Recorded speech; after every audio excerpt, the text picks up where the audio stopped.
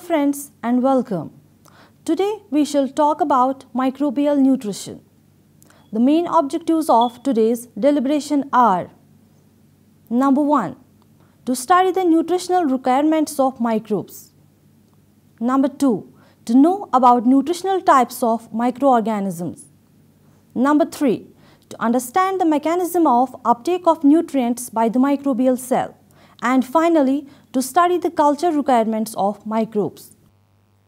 A nutrient is any chemical required for growth and development. All cells require three things to conduct metabolism: a carbon source, a source of energy, and a source of electrons or hydrogen atoms. The microbial nutrition can be studied under different headings. Number 1. Nutritional requirements of microbes. To obtain energy and construct new cellular components, organisms must have a supply of raw materials or nutrients. Nutrients are the substances that are used in biosynthesis and energy production. The most important of these are compounds containing carbon, oxygen, nitrogen, and/or hydrogen. Microbial growth depends on the metabolism of nutrients and results in the formation of a discrete colony and aggregation of cells arising from a single parent cell. Macronutrients or macroelements. These are required by microorganisms in relatively large amounts. Carbon, oxygen, hydrogen, nitrogen, sulfur, and phosphorus are components of carbohydrates, lipids, proteins, and nucleic acids. The remaining four macroelements, potassium, calcium, magnesium, and iron, exist in the cell as cations. Potassium ion is required for the activity by a number of enzymes, including those involved in protein synthesis. Calcium ions contributes to the heat resistance of bacterial endospores. 15% of spores contains dipicolonic acid and calcium. Magnesium ions serve as a cofactor for many enzymes complexes with ATP and stabilizes ribosomes and cell membranes. Ferrous and ferric ions are part of cytochromes and a cofactor for enzymes and electron-carrying proteins. Micronutrients or trace elements. In addition to the main elements found in microbes, very small amounts of trace elements are required. These are manganese, zinc, cobalt, molybdenum, nickel, and copper. These are normally part of enzymes and cofactors, and they aid in the catalysis of reactions and maintenance of protein structure. Zinc ion is present at the active site of some enzymes but is also involved in the association of regulatory and catalytic subunits in E. coli aspartate carbamyl transferase. Manganese ion aids many enzymes catalyzing the transfer of phosphate groups. Molybdenum ion required for nitrogen fixation. Cobalt ion is a component of vitamin B12. Besides macro and micronutrients, some microorganisms may have particular requirements that reflect the special nature of their morphology or environment. Diatoms need silicic acid to construct their beautiful cell walls of silica. Bacteria growing in saline lakes and oceans depend on the presence of high concentrations of sodium ion. Microorganisms require a balanced mixture of all the aforementioned nutrients for proper growth. Requirements for carbon. Carbon is needed for the skeleton or backbone of all organic molecules, and molecules serving as carbon sources normally also contribute both oxygen and hydrogen atoms. One important carbon source that does not supply hydrogen or energy is carbon dioxide. Autotrophs can use carbon dioxide as their sole or principal source of carbon. Many microorganisms are autotrophic, and most of these carry out photosynthesis and use light as their energy source. Some autotrophs oxidize inorganic molecules and derive energy from electron transfer.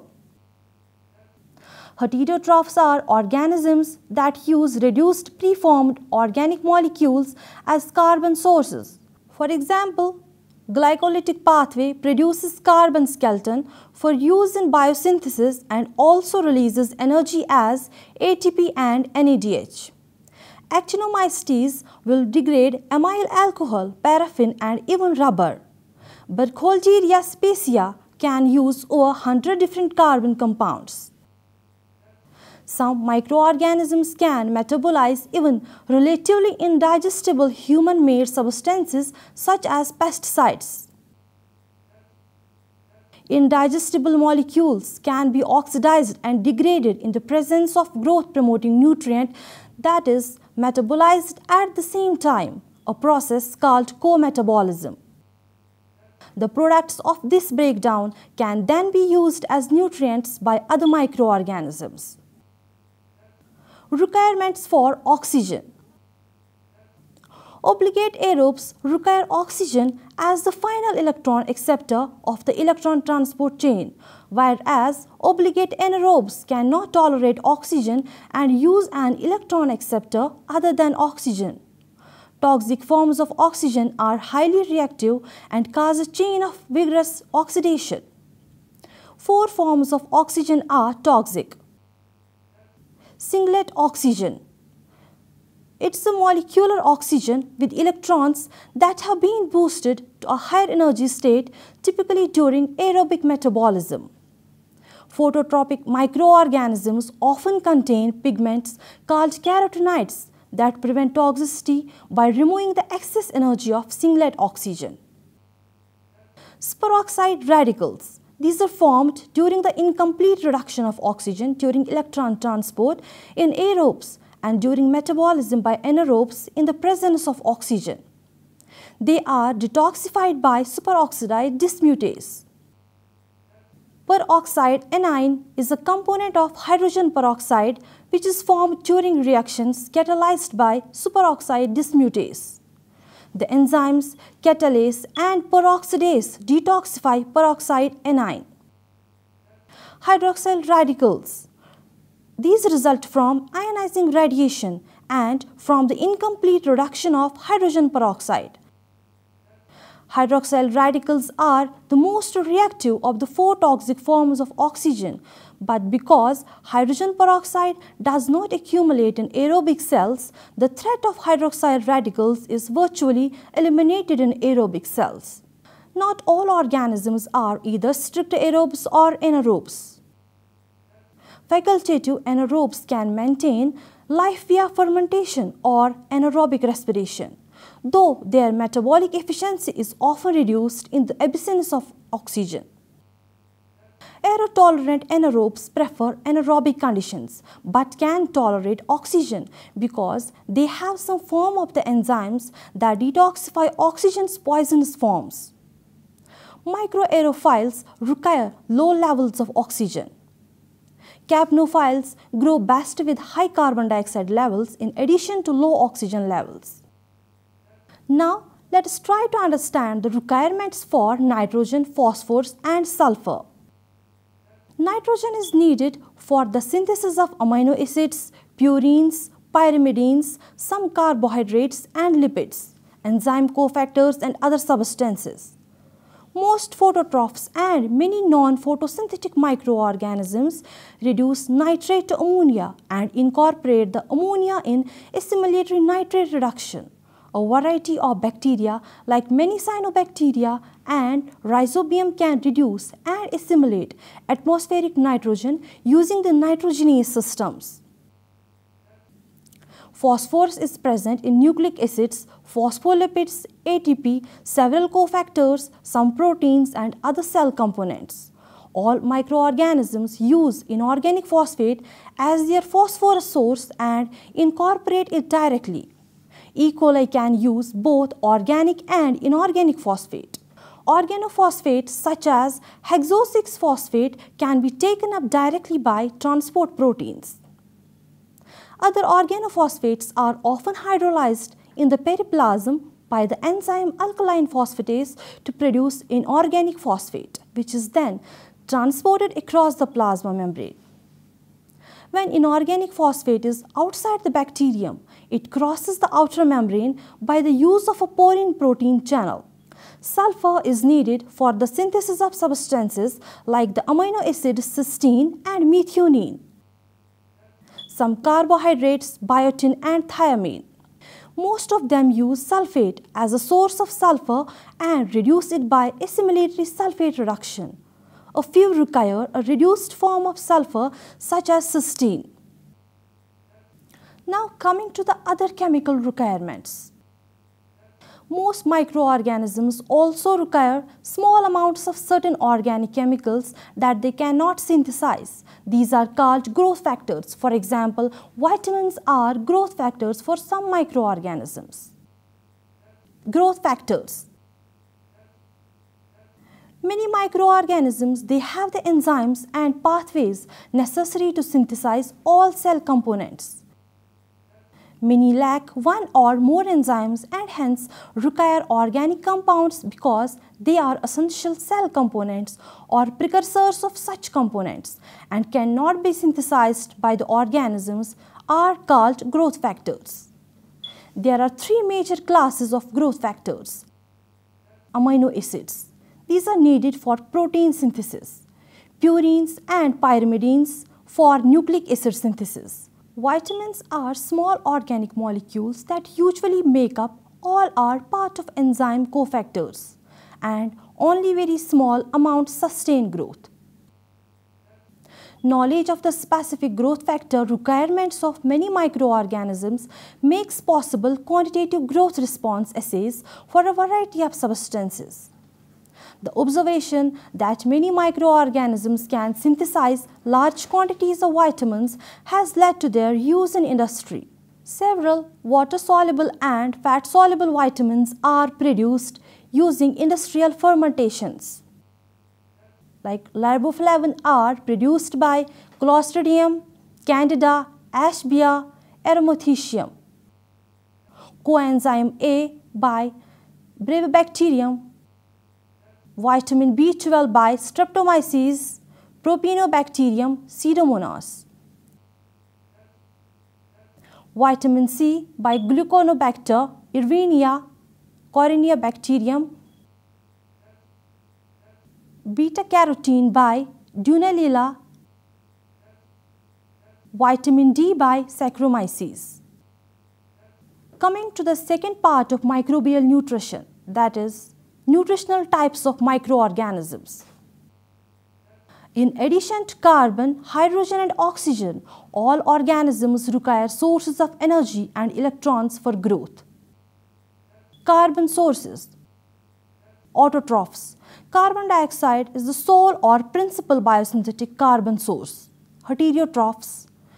Reduced preformed organic molecules from other organisms.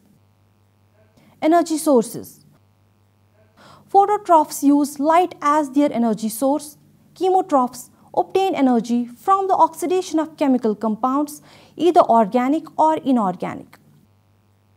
Electron sources. Lithotrophs use reduced inorganic substances as their electron source. Organotrophs extract electrons from organic compounds. Four major nutritional classes based on their primary source of carbon, energy and electrons is known. Phototrophic autotrophs or photoautotrophs or photolithoautotrophs. Source of energy is light energy. Source of electrons, inorganic hydrogen or electron. Carbon source, carbon dioxide. Examples include algae, purple and green sulfur bacteria and cyanobacteria. Photoorganotrophic heterotrophy or photoorganoheterotrophy. Source of energy is light energy. Source of electrons, organic hydrogen or electron. Carbon source, organic carbon sources. Carbon dioxide may also be used. Examples, purple and green non-sulfur bacteria, common inhabitants of lakes and streams. Chemolithotropic autotrophs or chemolithoautotrophy. Source of energy is the chemical energy source, inorganic. Source of electrons, inorganic hydrogen or electron donor.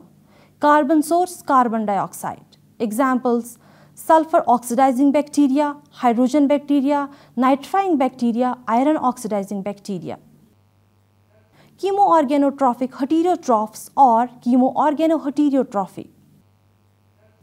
Source of energy, chemical energy source organic, source of electrons, inorganic hydrogen or electron donor, carbon source, organic carbon source. Example: protozoan, fungi, most non-photosynthetic bacteria, including most pathogens. The most common nutritional types are photolithoautotrophs and chemoorganoheterotrophs. Bacteria, Biota rely on inorganic energy sources and organic or sometimes carbon dioxide carbon sources. These microbes are sometimes called mixotrophic because they combine chemolithoautotrophic and heterotrophic metabolic processes. Coming to the third part of microbial nutrition, uptake of nutrients by the microbial cell. Uptake of the required nutrients by the microbial cell is important. Since microorganisms live in nutrient-poor habitats, they must be able to transport nutrients from dilute solutions into the cell against concentration gradient. Finally, they must pass through a selectively permeable plasma membrane. Microorganisms use different transport mechanisms like facilitated diffusion, active transport, and group translocation. Eukaryotic microorganisms do not employ group translocation but take up nutrients by endocytosis. Movement of materials across the plasma membrane is mostly done by two processes. Number 1, passive processes. Substances cross the area from an area of high concentration to an area of low concentration without any expenditure of energy, ATP. Example: simple diffusion, osmosis, and facilitated diffusion. Number 2 is active process. The cell must use energy in the form of ATP to move substances from areas of low concentration to areas of high concentration. Example: group translocation. Passive or simple diffusion, often called diffusion, is the process in which molecules move from a region of higher concentration to one of lower concentration. The rate is dependent on the size of the concentration gradient between a cell's exterior and its interior. Very small molecules such as water and oxygen and carbon dioxide move across membranes by simple or passive diffusion. Larger molecules, ions, and polar substances do not cross membrane by this method. Second is osmosis. It is the net movement of solvent molecules across a selectively permeable membrane from an area in which the solvent molecules are highly concentrated to an area of low concentration until equilibrium is reached. In living systems, the chief solvent is water. The three types of solutions which are normally found are isotonic, hypotonic, and hypertonic. Number 3, facilitated diffusion. The rate of diffusion across selectively permeable membrane is greatly increased by using carrier proteins, sometimes called permeases, which are embedded in the plasma membrane. Because the carrier aids the diffusion process, it is called as facilitated diffusion. Carrier proteins also resemble enzymes in their specificity for the substances to be transported. Each carrier is selective and will transport only closely related solutes. Because there is no energy input, molecules will continue to enter only as long as their concentration is greater on the outside. Two widespread major intrinsic protein channels in bacteria are aquaporins that transport water and glycerol facilitators which aid glycerol diffusion. The carrier protein complex spans the membrane. After the solute molecule binds to the outside, the carrier may change conformation and release the molecule on the cell interior. The carrier would subsequently change back to its original shape and be ready to pick up another molecule.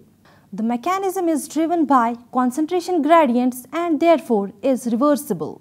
Examples: glycerol is transported by facilitated diffusion in E. coli, Salmonella typhimurium, Pseudomonas, Bacillus and many other bacteria. This is prominent in eukaryotes where it is used to transport a variety of sugars and amino acids. Now let us discuss active transport. Active transport is the transport of solute molecules to higher concentrations or against a concentration gradient with the use of metabolic energy input. It resembles facilitated diffusion in the involvement of protein carrier activity, but differs in its use of metabolic energy and in its ability to concentrate substances. One example of active transport is binding protein transport systems or ATP binding cassette transporters, ABC transporters, are active in bacteria, archaea and eukaryotes. Now let us understand what ABC transporters are. Basically, these transporters consist of two hydrophobic membrane-spanning domains associated on their cytoplasmic surfaces with two nucleotide binding domains. The membrane-spanning domains form a pore in the membrane and the nucleotide binding domains bind and hydrolyze ATP to drive uptake. ABC transporters employ special substrate binding proteins which are located in the periplasmic space of gram-negative bacteria or are attached to membrane lipids on the external face of the gram-positive plasma membrane. These binding proteins bind the molecule to be transported and then interact with the membrane transport proteins to move the solute molecules inside the cell. E. coli transports a variety of sugars like arabinose, maltose, galactose and ribose and amino acids like glutamate, histidine, leucine by this mechanism. Bacteria also use proton gradients generated during electron transport to drive active transport. The lactose permease of E. coli transports a lactose molecule inward as a proton simultaneously enters the cell. Such linked transport of two substances in the same direction is called symport. E. coli also uses proton symport to take up amino acids and organic acids like succinate and malate. A proton gradient also can power active transport indirectly, often through the formation of a sodium ion gradient. In E. coli, sodium transport system pumps sodium outward in response to the inward movement of protons. Such linked transport in which the transported substances they move in opposite directions is called antipode. The sodium gradient generated by this proton antipode system then drives the uptake of sugars and amino acids. E. coli has at least a transport system for the sugar galactose. Now coming to group translocation. In active transport, solute molecules move across a membrane without modification. Many prokaryotes also take up molecules by group translocation, a process in which a molecule is transported into the cell while being chemically altered. For example, phosphoenol pyruvate sugar phosphotransferase system (PTS). It transports a variety of sugars while phosphorylating them using phosphoenol pyruvate (PEP) as the phosphate donor. Phosphoenol pyruvate plus sugar, that's outside. It gives pyruvate plus sugar phosphate inside. In E. coli and Salmonella typhimurium, it consists of two enzymes and a low molecular weight heat stable protein HPR. HPR and enzyme first are cytoplasmic. Enzyme second is more variable in structure and often composed of 3 subunits or domains. Enzyme second A is cytoplasmic and soluble. Enzyme second B also is hydrophilic but frequently attached to enzyme second C, a hydrophobic protein that is embedded in the membrane. a high-energy phosphate is transferred from phosphoenol pyruvate to enzyme second with the aid of enzyme first and HBr. Then a sugar molecule is phosphorylated as it is carried across the membrane by enzyme second. Enzyme second transports only specific sugars and varies with PTS, whereas enzyme first and HBr are common to all PTSs. PTSs are widely distributed in prokaryotes. Aerobic bacteria lack PTSs. Genera Escherichia, Salmonella, Staphylococcus and other facultative anaerobic bacteria have phosphotransferase systems. Some obligate anaerobic bacteria, Clostridium, also have PTSs. Many carbohydrates are transported by these systems. E. coli takes up glucose, fructose, mannitol, sucrose, and acetylglucosamine, cellulose, and other carbohydrates by group translocation. Now coming to iron uptake.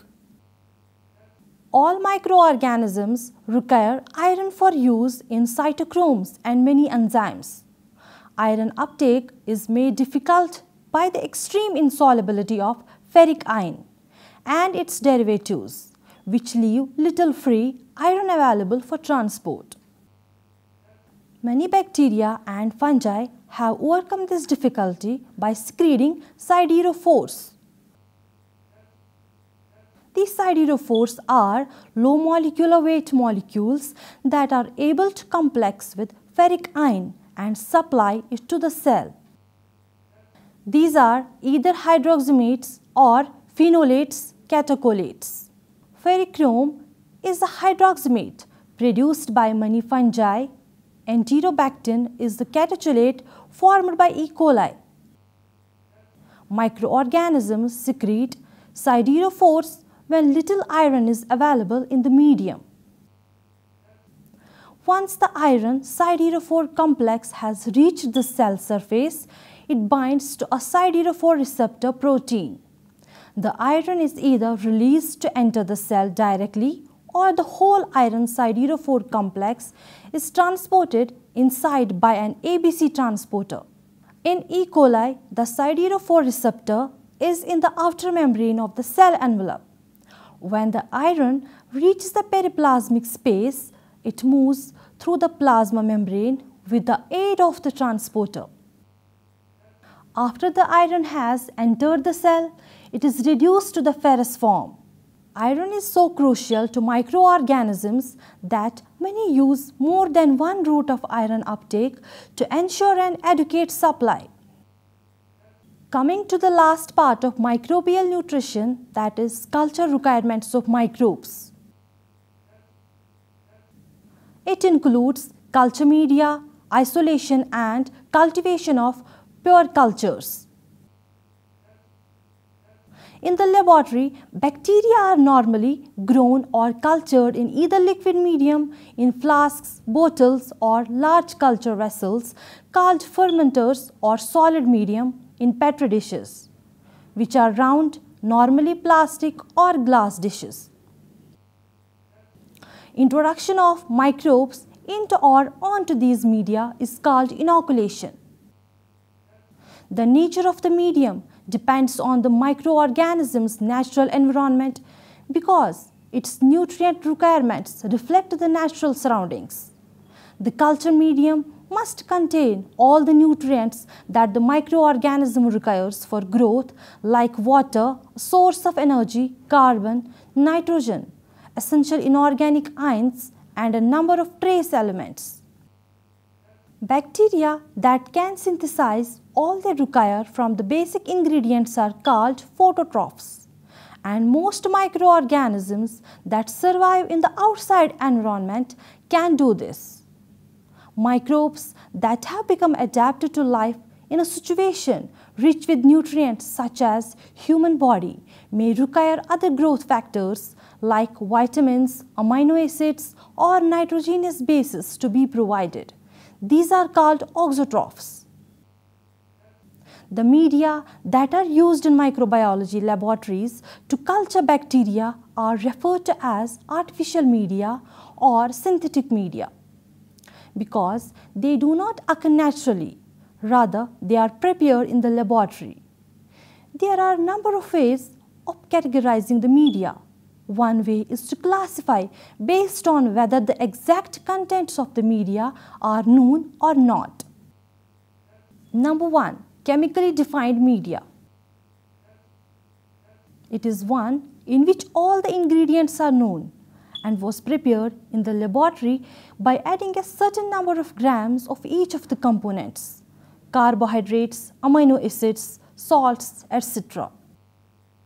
Particularly photolithoautotrophs such as cyanobacteria and eukaryotic algae, they can be grown on relatively simple media containing carbon dioxide as a carbon source, often added as sodium carbonate or bicarbonate, nitrate or ammonia as a nitrogen source, sulfate, phosphate, and a variety of minerals. Chemoorganoheterotrophs can be grown in a defined media with glucose as a carbon source and an ammonium salt as a nitrogen source. Number 2. Complex media. It contains undefined ingredients and the exact contents are not known. Complex medium may be sufficiently rich and complete to meet the nutritional requirements of many different microorganisms. They contain undefined components like peptones, meat extract, and yeast extract. Peptones are protein hydrolysates prepared by partial proteolytic digestion of meat, casein, soy meal, gelatin, and other protein sources like carbon, energy, and nitrogen. Beef extract contains aqueous extracts from lean beef and contain amino acids, peptides, nucleotides, organic acids, and minerals and vitamins. Yeast extract from brewer's yeast and contain an excellent source of B vitamins, nitrogen, and carbon compounds. 3 commonly used complex media are: Number 1. Nutrient broth. Peptone 5.0 grams per liter, beef extract 3.0 gram per liter. Number 2. Tryptic soya broth. Tryptone, enzyme digest of casein, peptone, enzyme digest of soybean meal, glucose, NaCl, and K2HPO4. Number 3. McConkie agar, pancreatic digest of gelatin, casein, peptic digest of animal tissue, bile salts mixture, NaCl, neutral red, crystal red, and agar. These media are routinely used for cultivation of bacteria in the laboratory and particularly useful for cultivation of bacteria whose growth requirements have not been defined. Culture media can also be categorized as liquid or solid. Liquid media, also called broths, are contained in tubes, flasks, and fermenters. Solid media are prepared by adding agar to liquid medium and then pouring the medium into tubes or petri dishes, where the media will solidify. Agar is a complex polysaccharide that is obtained from red marine algae. Other solidifying agents are gelatin and silica. 1% or 2% agar can be used to solidify, but 1.5% is the most commonly used. Enriched medium. It is a broth or solid medium containing a rich supply of special nutrients that promotes the growth of fastidious organisms that have complex nutrition and environmental requirements. It is usually prepared by adding extra nutrients to a medium called nutrient agar. Blood agar, nutrient agar plus 5% sheep red blood cells, it's bright red in color, and distinguishes between the hemolytic and non-hemolytic bacteria. Chocolate agar, nutrient agar plus powdered hemoglobin. It is brown in color and is considered more enriched than blood agar, as hemoglobin is more readily accessible in chocolate agar. Pathogens like Neisseria, gonorrhea and Haemophilus influenza, which will not grow on blood agar, can be cultured. Coming to types of media. Number 1. Selective media. These are designed to suppress the growth of unwanted bacteria and encourage the growth of desired microbes. Examples: McConkie agar inhibits growth of gram-positive bacteria and thus is selective for gram-negative bacteria. Phenyl ethyl alcohol PEA agar and colistin naldesic acid CAN agar are selective for gram-positive bacteria. Mannitol salt agar contains a concentration of 7.5% NaCl that is quite inhibitory to most human pathogens. Bile salts, a component of facus, inhibits most gram-positive bacteria while permitting many gram-negative rods to grow. This media is used for selecting intestinal pathogens, which contains bile salts. Dyes such as methylene blue and crystal violet also inhibit certain gram-positive bacteria like Staphylococcus can produce acid from mannitol and turn the phenol red dye to bright yellow. A medium containing acetate as a carbon source would be selective for organisms that grow on acetate. Sebarod's dextrose agar is used to isolate fungi and cellulose for cellulose digesting bacteria. Number 2. Differential media. Makes it easier to distinguish colonies of the desired organism from other colonies growing on the same plate. McConkie agar is also a differential and selective medium to distinguish between lactose-fermenting organisms, for example E. coli, and other non-fermenters, for example Shigella species.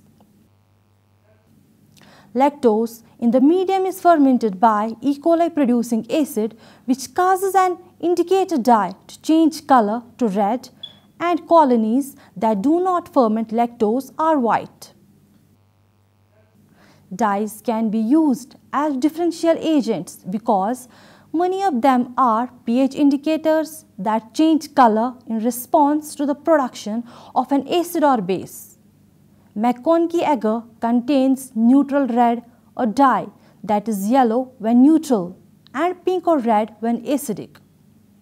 Mannitol salt agar is used to screen for Staphylococcus aureus and it turns the originally pink medium to yellow due to its ability to ferment mannitol. In a sense, blood agar is also differential because it is used to determine the hemolytic and non-hemolytic bacteria. Blood agar is both differential and an enriched one. It distinguishes between hemolytic and non-hemolytic bacteria. Hemolytic bacteria, for example, many streptococci and staphylococci, produce clear zones around their colonies because of red blood cell destruction. With this, we conclude today's lecture. Hope you have understood it well. Thank you.